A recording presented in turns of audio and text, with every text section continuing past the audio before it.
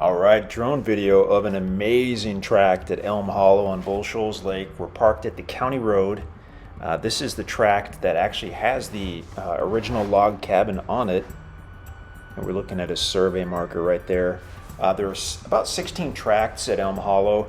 The tracts have actually not been surveyed, but the exterior boundaries of Elm Hollow have. And so that was one of those markers, which is actually also one of the corners of this tract. So if you wanted to have a tract surveyed, you can certainly do so.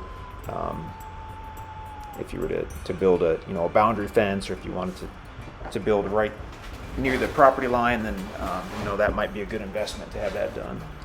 Okay, so we just took off and we're looking northerly. That's the county road. The land sits on the left. It's got over 500 feet of county road frontage, so it goes way up that county road, sits on the left, kind of slopes down from the county road. There's a creek bed that crosses diagonally over about the middle of the property, and then when you cross over that, it starts to slope back up.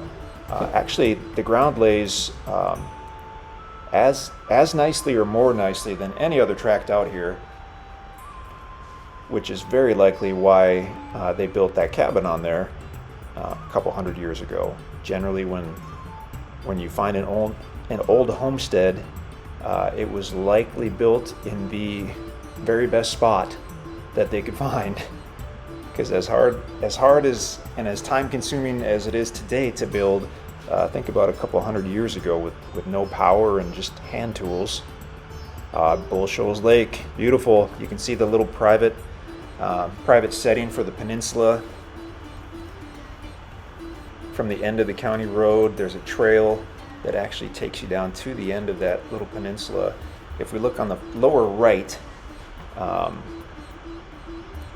we've spun around a little bit. Now if you look kind of to the left, this particular tract has about 50 feet of direct frontage on the take line on the Corps of Engineer land.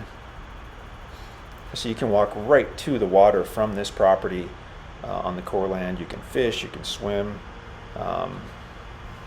Maybe even put a canoe or a kayak in the water.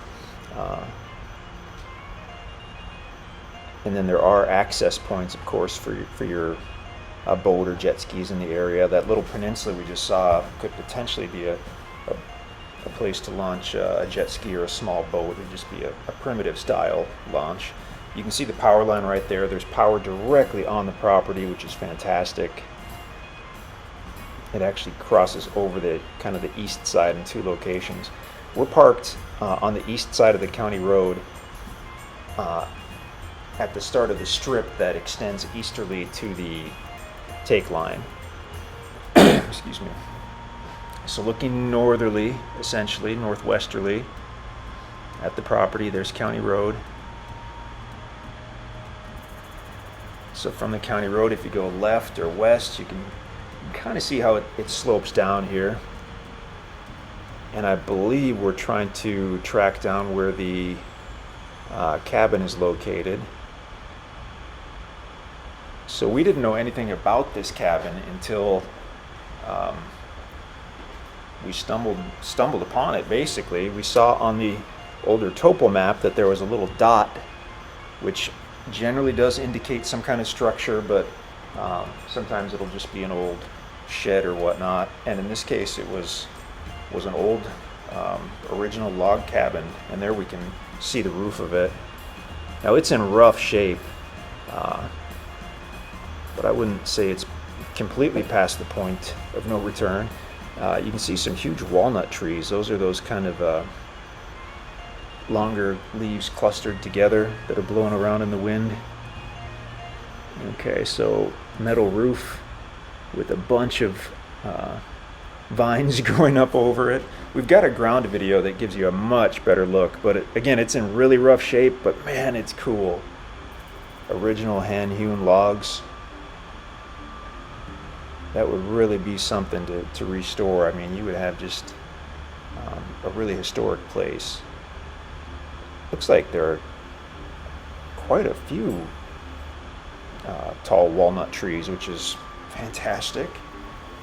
Black walnuts can be an extremely valuable tree. And the original homesteaders out there would have likely had black walnuts in and around the yard. Walnuts are great to eat, obviously, and you can use the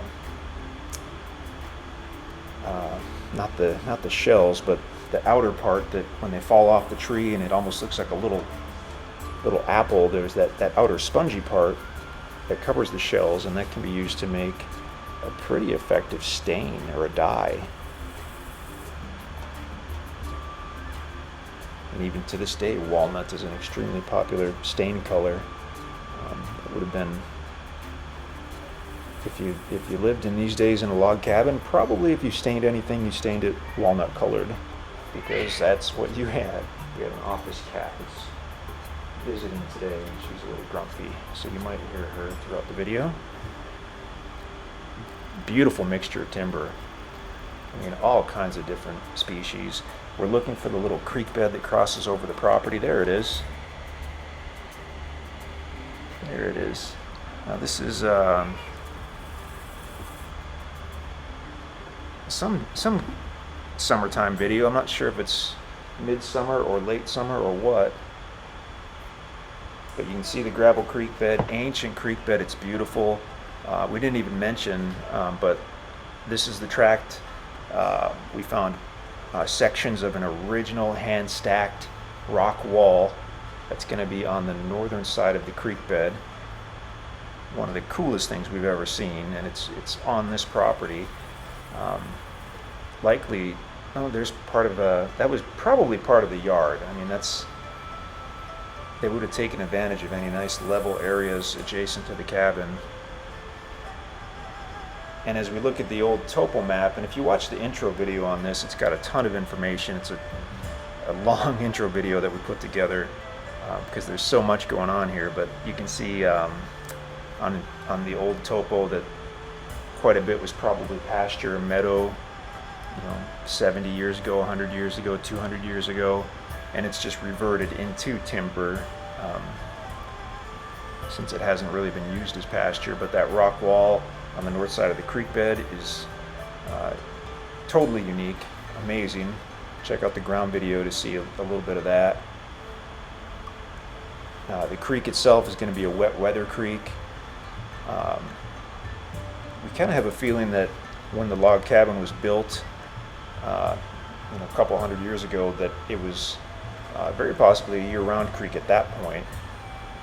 And that can change one way or the other, because they would have needed a water source, and the lake did not exist at that point. That was created in the 1950s.